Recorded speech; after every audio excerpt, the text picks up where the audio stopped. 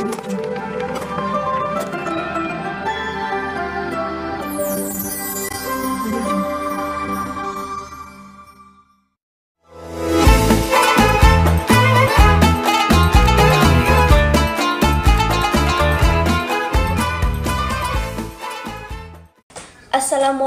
warahmatullahi wabarakatuh. Bismillahirrahmanirrahim. Alhamdulillahirabbil alamin.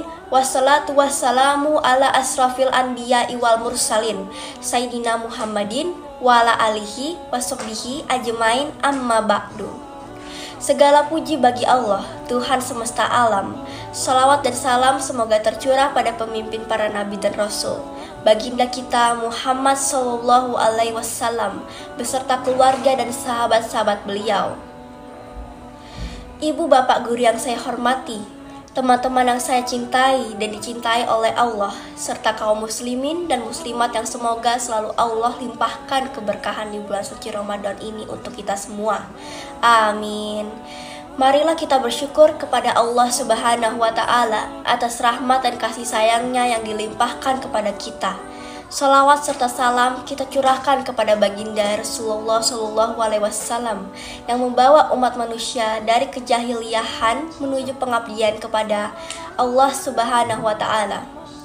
Hadirin yang dimuliakan oleh Allah, saya Zahra Khairunisa Setiawan dari kelas 9B. Tema kultum yang akan saya bawakan pada kesempatan ini adalah keutamaan iktikaf di bulan Ramadan. Iktikaf selalu menjadi pilihan umat muslim di bulan Ramadan untuk meraih keutamaan dan kemuliaan di malam Lailatul Qadar, di mana Allah akan melipat gandakan pahala bagi orang yang beriktikaf di dalam masjid. Yang dimaksud dengan iktikaf adalah berdiam diri di dalam masjid. Akan tetapi, yang dimaksud dengan berdiam diri bukan hanya sekedar atau semena-mena hanya duduk, diam, dan tidur-tiduran saja. Iktikaf merupakan wujud untuk mendekatkan diri kepada Allah Subhanahu wa Ta'ala dengan memaksimalkan ibadah. Iktikaf yang dilakukan di masjid merupakan suatu amalan yang tepat untuk dilaksanakan di 10 hari terakhir Ramadan. Hal ini disebutkan dalam hadis sabda Rasulullah Shallallahu Alaihi Wasallam, yaitu adalah Rasulullah Shallallahu Alaihi Wasallam dahulu menjalankan iktikaf pada 10 hari terakhir di bulan Ramadan. Hadis riwayat Bukhari, Muslim, dan Ashabus Sunan. Iktikaf sendiri juga tercantum pada salah satu ayat Al-Quran dalam surah Al-Baqarah ayat 125 yang artinya, dan ingatlah ketika kami menjadikan rumah Ka'bah tempat berkumpul dan tempat yang aman bagi manusia, dan jadikanlah makam Ibrahim itu tempat sholat, dan telah kami perintahkan kepada Ibrahim dan Ismail, bersihkanlah rumahku untuk orang-orang tawaf, orang-orang yang iktikaf, orang yang ruku, dan orang yang sujud. Al-Baqarah 125. Iktikaf dapat dilakukan dengan serangkaian berbagai rangkaian ibadah seperti memperbanyak sholat, berzikir kepada Allah, dan membaca Al-Quran. Keutamaan iktikaf menjadi salah satu ibadah yang sangat dianjurkan oleh Rasulullah Shallallahu Alaihi Wasallam. Berikut adalah beberapa keutamaan iktikaf di bulan Ramadan.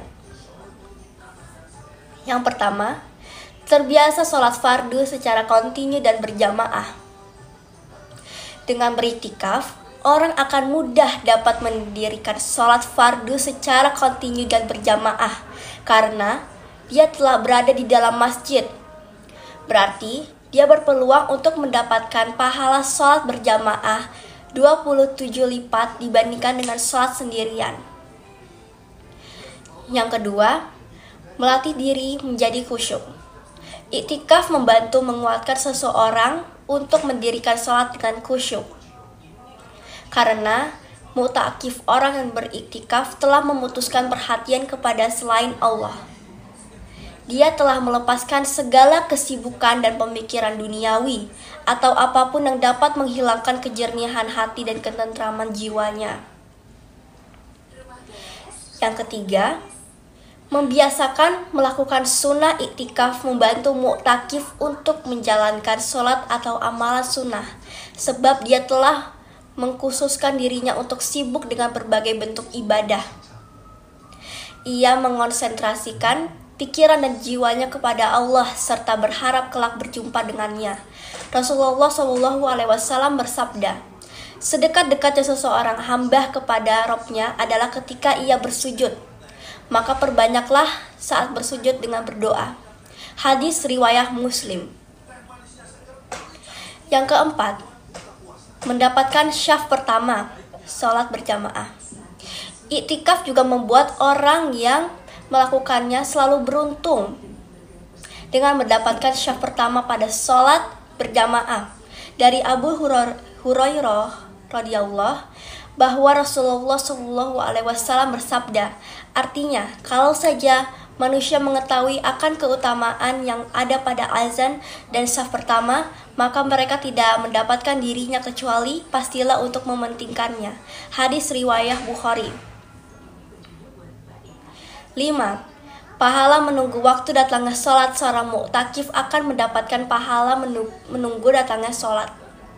Sabda Rasulullah SAW, sesungguhnya salah seorang di antara kamu tetap akan mendapatkan pahala sholat selama menunggu sholat berikutnya. Dan para malaikat pun akan mendoakan, ya Allah, ampunilah dia. Ya Allah, berilah dia rahmat selama beranjak dari tempat sholatnya atau sebelum terkena hadas. Hadis riwayat Bukhari. 6. Menjaga syaum dari dosa kecil. Iktikaf juga ikut menjaga syaum seseorang dari perbuatan-perbuatan dosa, walaupun kecil sekalipun, seperti mengumpat, berdebat, berkata kotor, dan sebagainya. Iktikaf juga merupakan sarana untuk menjaga pandangan mata dari melihat-lihat hal yang diharamkan dalam Islam, terlebih seperti saat ini, saat aurat perempuan dipamerkan di mana-mana secara vulgar. Dan yang ketujuh, sarana muhasabah diri.